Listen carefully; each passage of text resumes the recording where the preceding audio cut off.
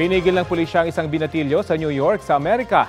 Nang tanungin kung pwede siyang kapkapan, biglang tumakbo palayo ang lalaking 13 anyos habang hinahabol siya, may itinutok siyang pellet gun sa isa sa mga pulis. Nang maabutan siya, nagpaputok ng baril ang isa pang pulis. Tinamaan ang binatilyo at agad nilapatan ng pao ng lunas pero namatay rin siya kalaunan. Batay sa ulat ng pulisya, isang Myanmar national ang binatilyo na mula sa pamilya ng mga refugee. Hindi pa malinaw kung bakit siya pinigil ng mga pulis. Patuloy pang iniimbestigahan ang insidente. Kapuso, alamin ang maiinit na balita. Bisitahin at mag-subscribe sa GMA Integrated News sa YouTube.